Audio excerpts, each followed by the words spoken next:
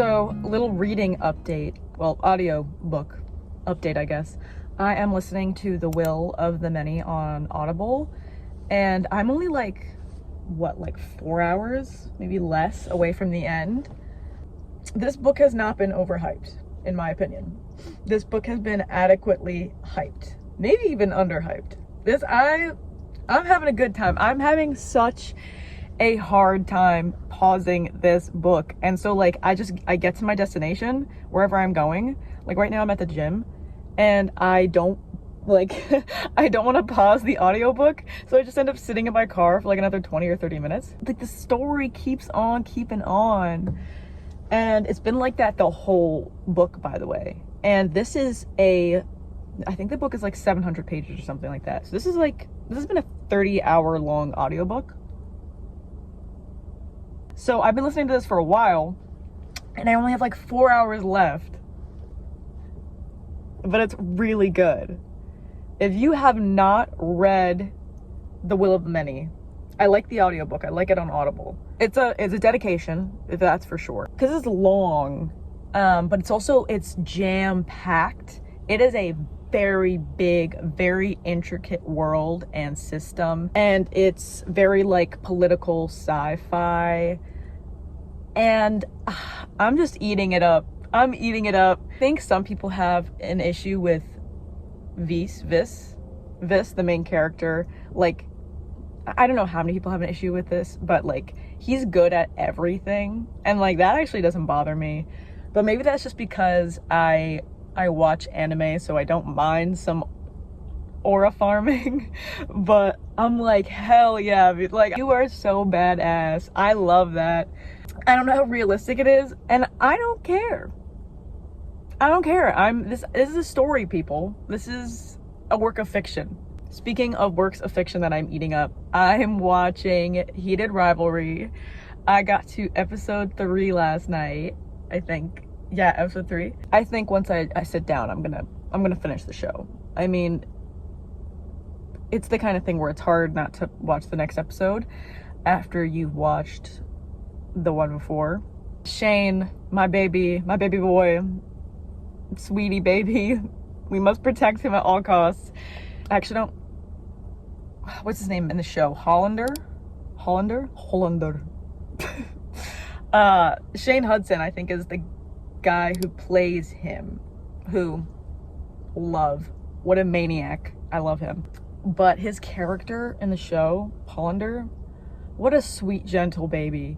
And I know they're like personalities, the actors' personalities are like switched in real life, but in the show, they're both such good actors. Like, I know they haven't had huge roles before, and this is like their first big breakout performance for both of them.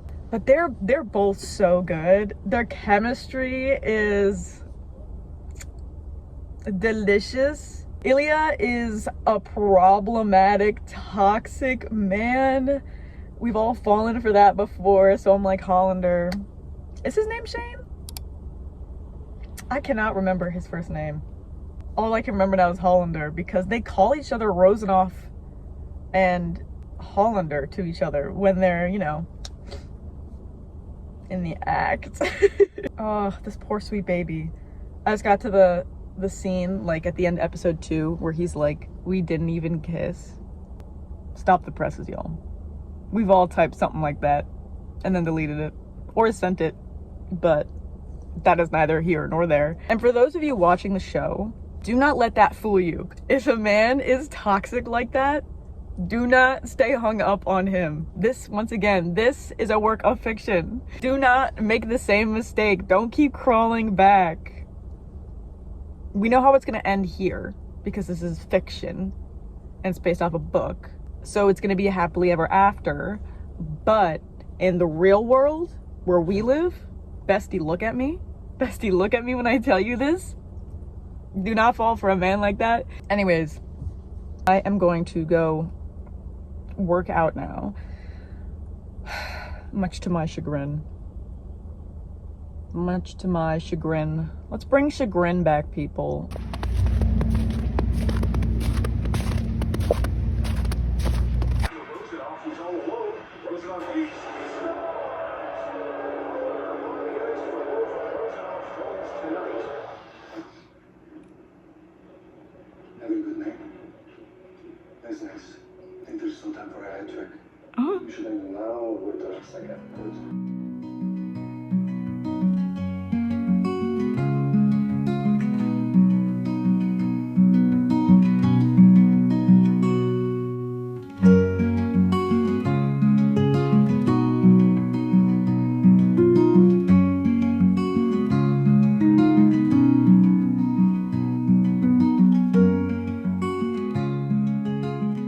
You know, I generally hate the winter. I look like a little mole rat right now. I generally hate the winter, but sometimes it's hard to hate when it's snowing. Because, I mean, it's a freaking winter wonderland right now, guys.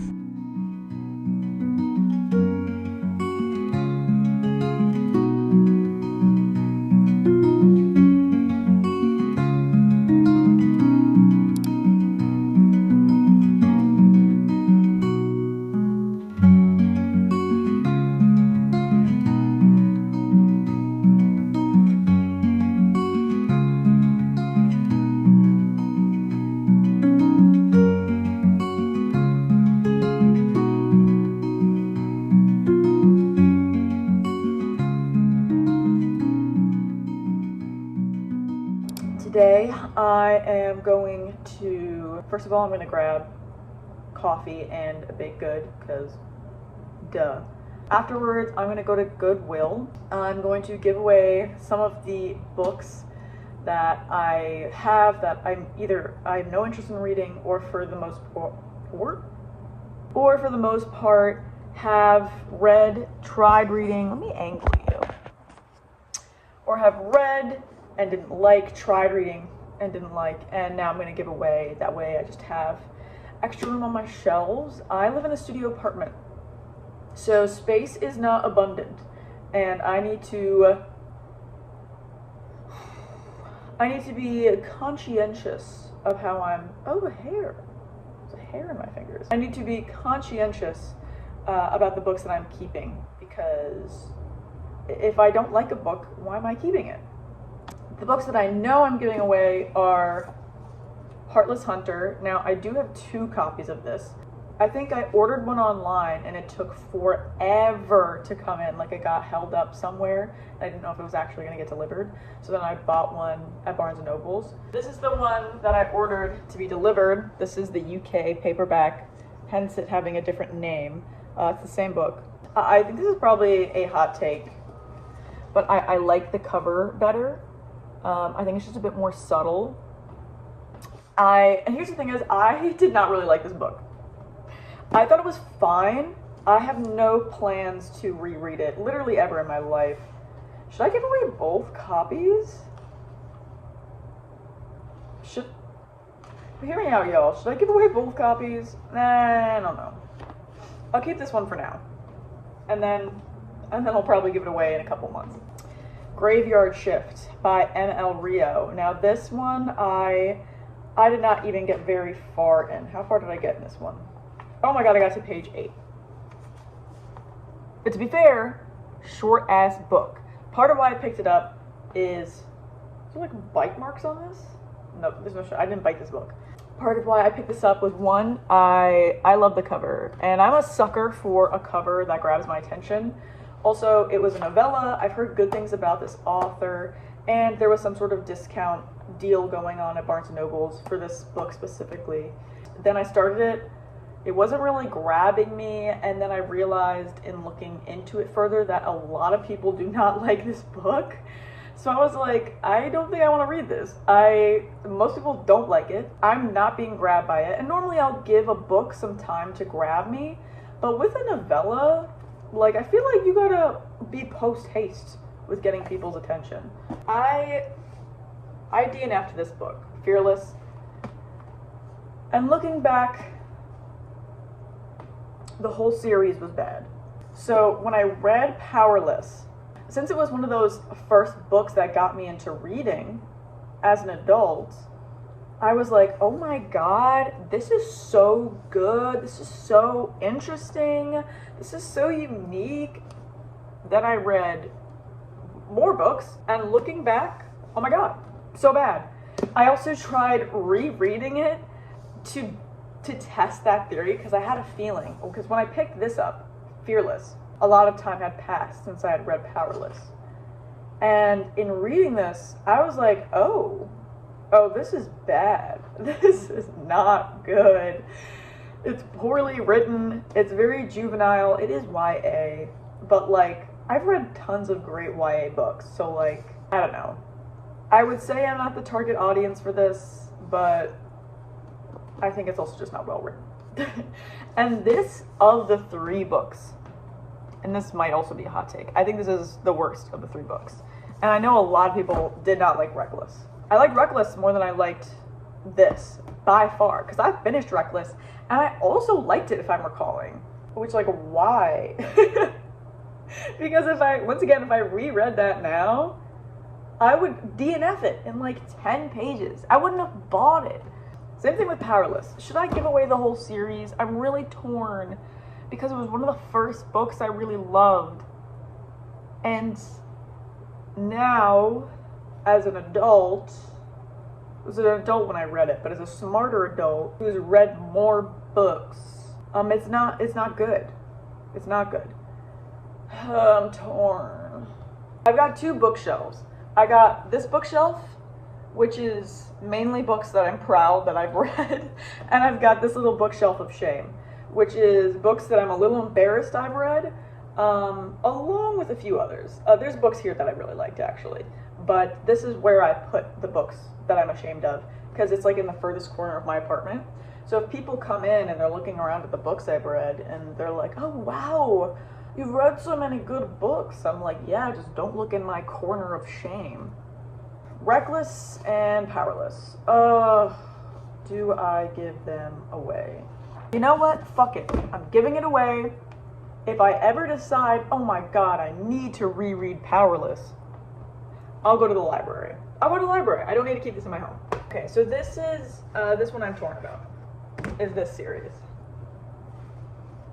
The apprentice, assistant, accomplice, the assistant to the villain series, I have no idea what it's actually called. Now, on top of this having some of the ugliest sprayed edges I've ever seen, hey, just don't spray your edges if you're gonna do that. I actually really liked the first book, and I thought it was cute. I thought it was sweet, and I don't know, I think it just caught me at the right time. If this caught me at the wrong time, I would have hated this book. But despite it not being, I like was aware, like, hey, this is not a well-written book, but it's like lighthearted, it's nonsense, it's all vibes. So you know what, I think I'll keep this series, even though I DNF'd the 3rd book, because it was borderline unreadable. Shit, should I just finish this so I can say I didn't like it? Because I am this far into the book. I'm on page 255. And I was reading this like, oh my god, how are we dealing with issues from the first story in the 3rd book? Like, how have we made no headway keeping that series? Because one day, I think I will finish that 3rd book, just so I can say I didn't like it. I think that's all the books I want to give away. This book, don't think I'll like, but I bought it secondhand. Payback's a Witch. I think I'll keep this until fall next year. Give it a shot. It might surprise me and I really like it, in which case I'll keep it for good. But I've recently come to understand that romance, like pure romance, is just not my genre. It's not compelling enough to me. It's not interesting enough to me. I love romance in a fantasy setting, in a sci-fi setting, in a historical setting, but I need a greater plot. So I don't think I'm gonna like this because I'm pretty sure this is very, very heavy romance, but I'll give it a shot because I haven't even tried it. And let's go over here to my not bookshelf of shame. OMG, scooped this up recently. So happy about this. Scooped this. Pride and Prejudice and Zombies. Got this secondhand at Goodwill. Y'all, I've said in my previous vlogs that Pride and Prejudice is one of my all-time favorite movies, one of my comfort movies, and Pride and Prejudice and Zombies has also become a comfort movie. I don't really know why. I I need to read this. I'm so excited about this find. I think this is the last one that's getting unhauled. Once Upon a Broken Heart. I know a lot of people love this book, but I got to page, what page did I get to? 65. Okay, so that's not crazy far in the book, but my tummy growled. We gotta hurry this up, guys. I did not like it. I liked the introduction, which is part of why I picked it up. I had heard a lot of hype about this book. I wasn't sure if this would be the kind of book I liked, but I enjoyed the beginning of the first chapter. So I was like, okay, maybe this will be like a fun, whimsical book that gets my attention. And it is fun and whimsical, just like not the kind I was looking for. It's just not for me. I didn't find it very interesting. It was easy to get through because the writing is not difficult, but it was too juvenile for me, I think. In my humble opinion, no shade. I know a lot of adults who love this series, but it wasn't for me. But look how pretty that is. The map in the beginning, that is what I'm unhauling today. That should leave some space. I've been talking for way longer than I had initially planned. Let's go get baked goods, go to Goodwill, and if I have time before therapy, I'm gonna go to the library and do some reading. Oh, look at my new rings. Froggies.